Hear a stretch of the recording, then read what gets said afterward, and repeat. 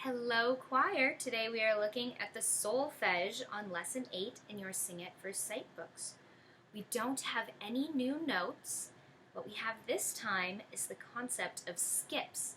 Up until now, all of our notes have always been right next to each other, either moving from a line to a space or from a space to a line. But now we are introducing the idea of skips.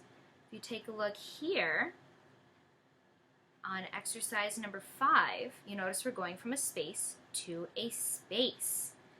This is an interval of a third. When we count intervals, you always start with the lowest one, that is counting as the first note, and then you move up to the next either line or space, that's 2, and then that means that is 3. These are 1/3 apart, okay?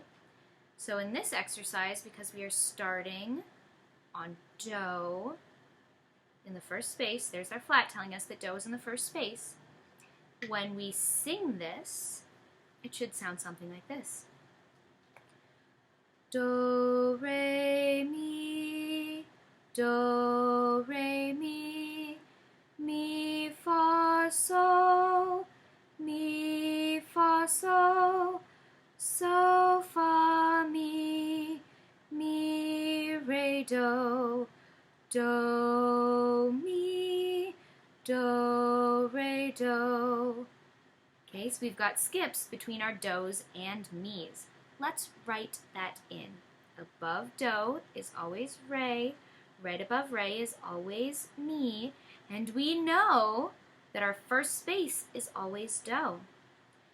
As we go through these exercises with the skips instead of just stepwise motion, I recommend going through and marking every single do in each exercise before you mark anything else. We know that do is always going to be in that first space here, and that will help you keep track of your skips.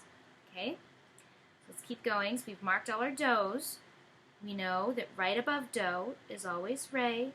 Right above re is always mi. Here's another mi on that second line. Right above mi is always fa. Right above fa is always so. And now we have a skip. Again, you can look back to see when you have seen a note in this space before. You know that second space is mi. Okay? Right above mi is always fa, right above fa, always so. Again, we're starting on so on the next line because he's also in that third space. Right below so, fa, below fa is mi. Same space, there's another mi. Right below mi is re. We've already marked our do. We know that that first space is do. We're doing a skip. We know right above do is re on this line, but that's not where our next note is. Our next note is above re on mi. Is there another do? Re is on the line, and do. Okay? There are two ways you can think about these skips. You can go through and mark, every single time you have a note in the first space, he's going to be do with this key signature, and you can mark all of your do's. And then re is right above do, so you could go through and mark all of your re's. Right above re is mi, and you could go through and mark all of your mi's. There's nothing saying you have to do these one note at a time like that. In a row, you can mark all of your do's, and then all of your re's, and then all of your mi's, etc.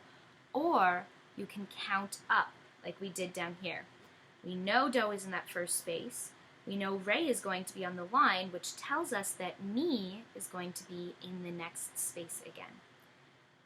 Before you continue with the rest of the page, find where every do is. 2 sharps, what does that mean? It means do is right below the staff. No sharps or flats tells us that do is on C, the line through it. 1 sharp tells us that do is on the second line. Okay? We know from up above that 1 flat means that do is in the first space. So go ahead and mark the first do in each of these exercises before continuing on. Good luck with your homework.